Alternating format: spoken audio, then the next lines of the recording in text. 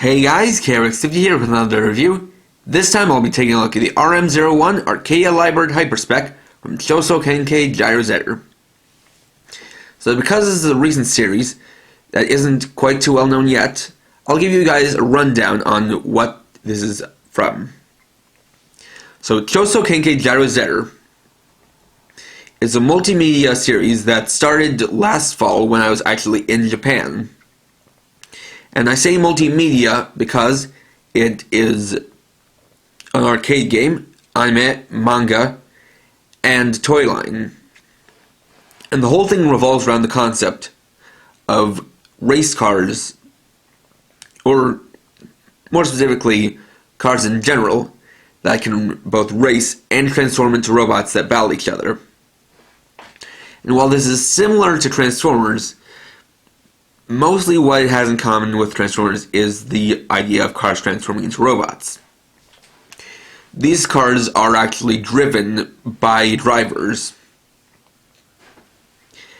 and only certain cars can transform into robots. Another thing about the series is that it's designed around the concept of turning real cars into transforming robots. And this is also something that's not new, as Transformers, at least in the toy line, has done this with their Alternators/Binaltech series and later Alternity series.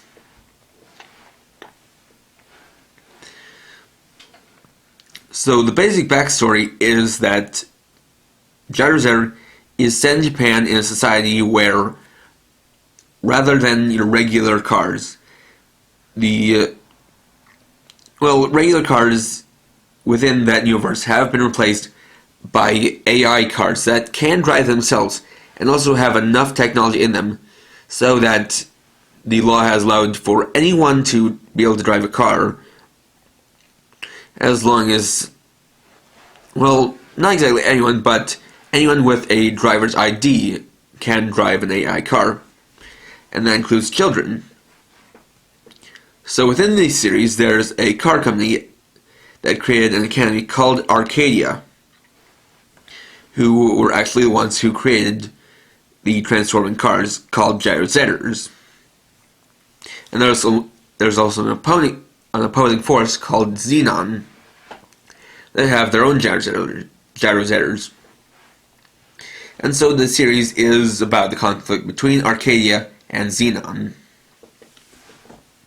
So the Arcadia Libird is the first in the Rapid Morphing series, and is the Gyrozetter of the main character and first chosen driver, Kakeru Todoroki. As for the good Gyrozetters, there are only certain people who can drive them, and those are called chosen drivers. So taking a look at is a sleek red sports car. Got a very nice aerodynamic design to it, and some nice details. As you can see, it's this nice glossy red plastic with a lot of paint detail, well, a lot of black paint to it, of course, for the windows, as well as for vents on the sides, and the front grille. And here you can see the paint. You can see silver paint for the headlights, and the Arcadia logo right there. On the sides, you can see the wheels with some nicely designed hubcaps. They spin quite well, though the back wheels seem to spin better than the front wheels.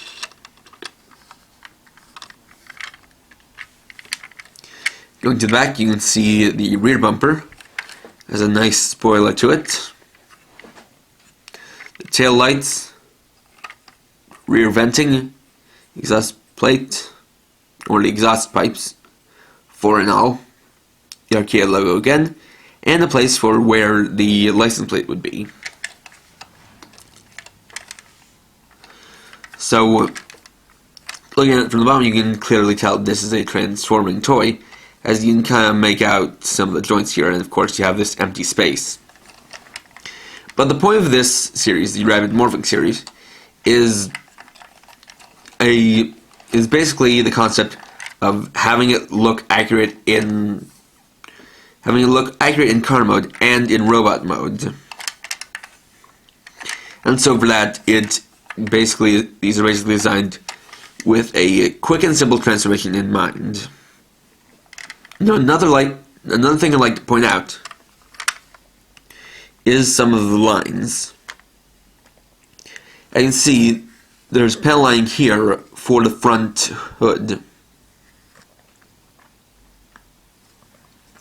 And you also have lines for the door hinges,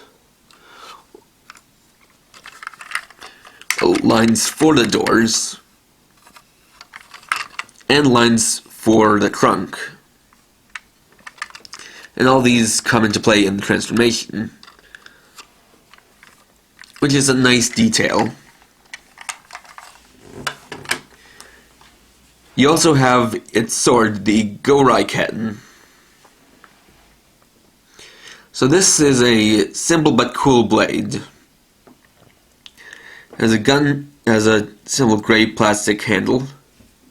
Most of it is painted in the trademark Bondi Silver.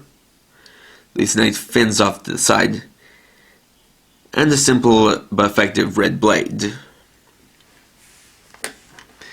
And Gyrozetter basically translates to Thunderclap Sword, as Libird has something of a lightning motif to it. In the series it's nicknamed the Crimson Lightning. And its name can be probably thought of as a combination of lightning plus bird. So for the transformation, like I said, this being part of the Rapid Morphing series, it's quick and easy. So what you want to do first is take the rear spoiler and lift it up and remove the top of the chassis like so. Set that to the side there. And so here you can see your robot just fold up like so. So what you want to do is first take these parts with the black wheels, pull them down like so, and straighten them out. Same on the other side.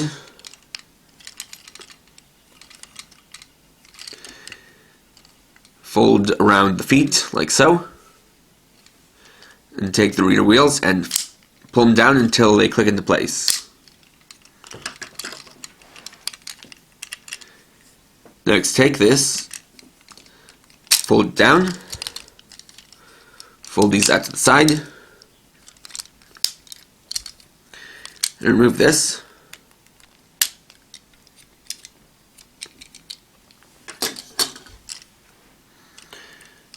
Then fold down the arms and straighten them out.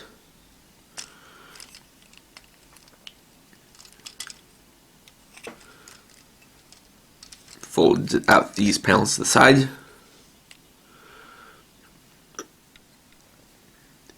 And fold these panels like so. And so there you have the Arcadia Libird. Now what I like to do is, well, it's not stated in the instructions for this, what I like to do to get into the regular Libird mode is just remove these two pieces which were the doors for the card mode. And so there you have Libird in robot mode, or Gyrozetter robot, or Gyrozetter Libird. So taking a look at it, of course it's still mostly red in this mode, but you have some nice added detail. Starting with the head, you can see some cool fins to it, a lot of nice colors, mixing in the red with yellow, green, bits of orange, and a bit of dark red. The upper torso seems to be made to mimic the front bumper of the car. As you can see, these shoulder blades resemble headlights, and these three sections resemble the front grille. Plus you even have the Arcadia logo up here. Moving down the torso, the waist is painted nice silver with bits of orange to it. We've got the armor skirts for the waist, mostly red with little bits of yellow paint here. The arms are fairly simple, being mostly red with a bit of grey and black to them. And the legs are also similarly simple, keeping the venting from the car mode, as well as the side fins, but pulling the wheels down to the heels in a nice little touch. So articulation wise, it's okay, but there is a bit of a problem to it. So you have a ball joint head. It is only slightly restricted by the molded on collar. The arms rotate 360 degrees, have a little bit of movement as they're on ball joints.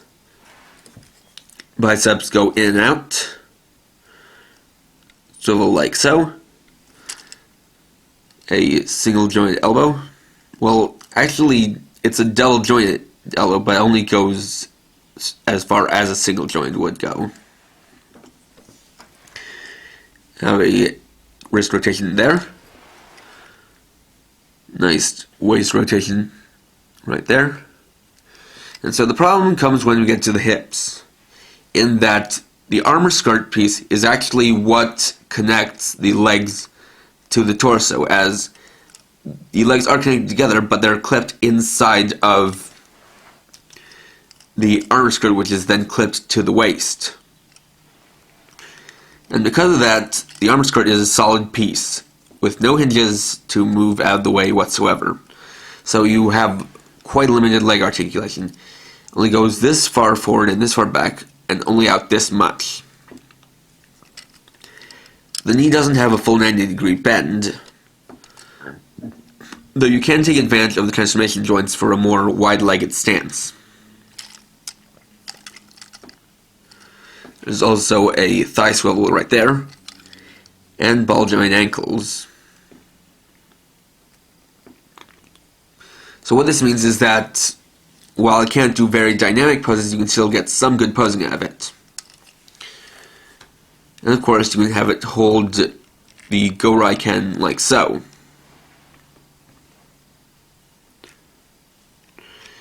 And it kind of holds it at different lengths, but it mostly will just fall through to the hilt. And so from here you can turn it into the Arcadia Libird HyperSpec. And so what you want to do for that is pop back on the doors.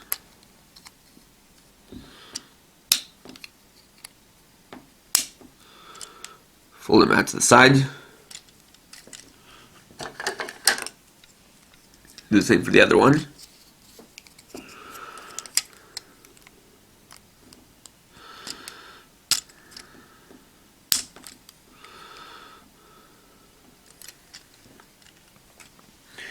And take the back piece, clip it back on. As you can see right there.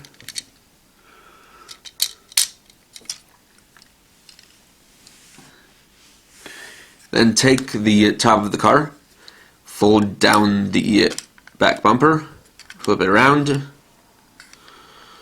This is a little bit tricky. Then fold it back down again, and that creates a shield. And so then you can take that and place it in the other hand. And the note is that you want to kind of bend it back a little bit because the shield weighs it forward just a bit.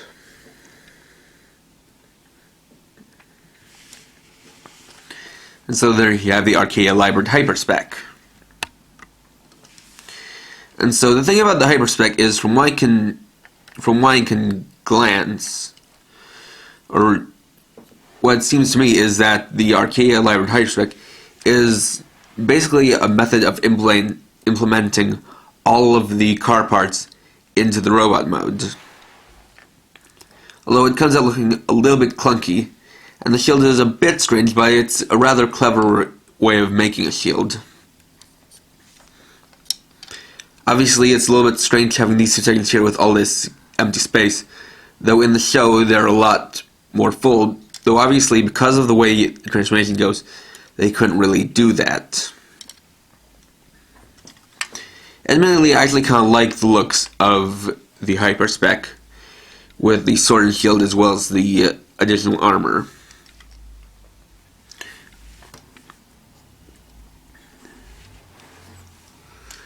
And it doesn't exactly hinder articulation too much. You just want to be careful with because of how the shield works. And these are not the tightest ball joints, so yeah, you just want to be careful with how you balance it. It still does have a nice look to it, and you can get good poses out of it, even as HyperSpec, though I like kind of posing it so that the shield doesn't really block the body too much.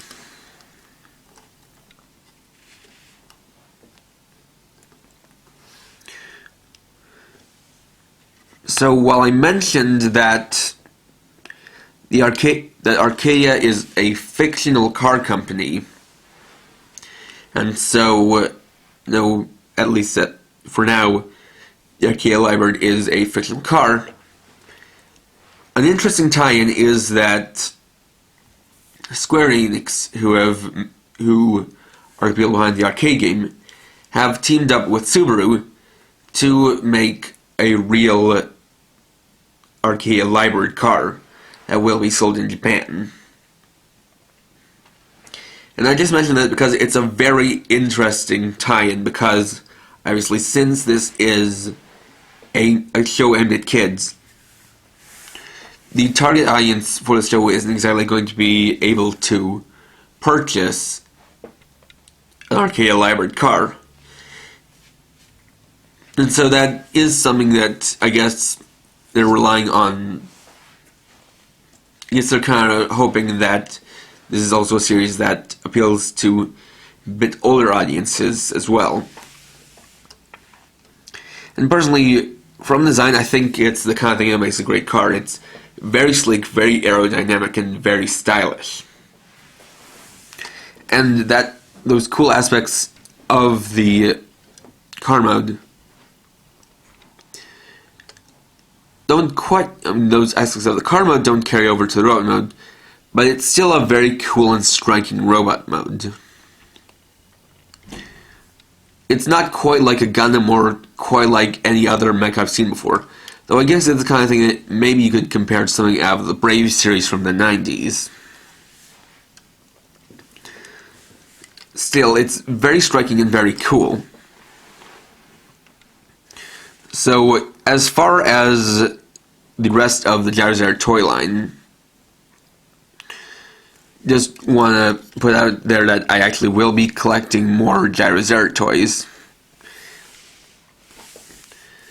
I've already gotten another one, which is kind of sole roleplay set for Gyrozetter, and I will be getting others in the Rapid Morphing series, as it's currently up to 6, with 7 and 8 coming out pretty soon.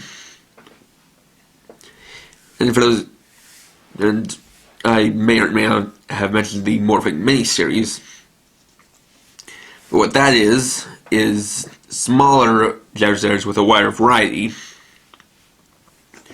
that are similar to Legends class Transformers.